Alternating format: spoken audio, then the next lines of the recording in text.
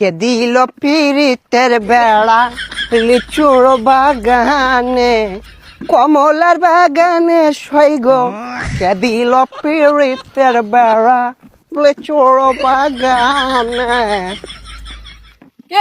ভাইছে কি অবস্থা, ভালো আছো ব্রাদার? ভাই আপনি তো পুরাই চেঞ্জ হয়ে গেছেন ভাই, কেমনে কি? আগে তো খেত কামারে কাজ করতেন। আরে ভাই অতীত নিয়ে টান দেও কেন ভাইয়া? তুমি একটা চাকরি কথা বলছিলা, চাকরি করবে নাকি? সেনাবাহিনীতে ঢুকাই দিই তোমারে?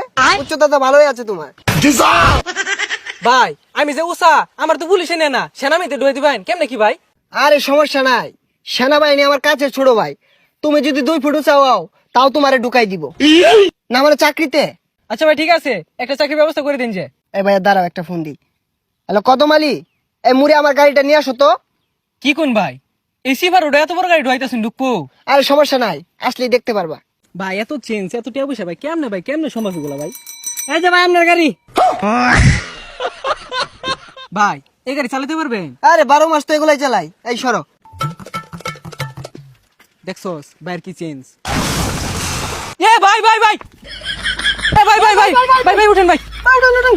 না সমস্যা নাই, এই ঢাকা শহর রেস করি তো এখানে ফাঁকার উঠপায়া গাড়িটা একটু পাকার দিকে চলে গিয়েছিল। এই তোমরা এক কাজ করো, গাড়িটা গ্যারেজে পাঠাই দাও, সমস্যা নাই।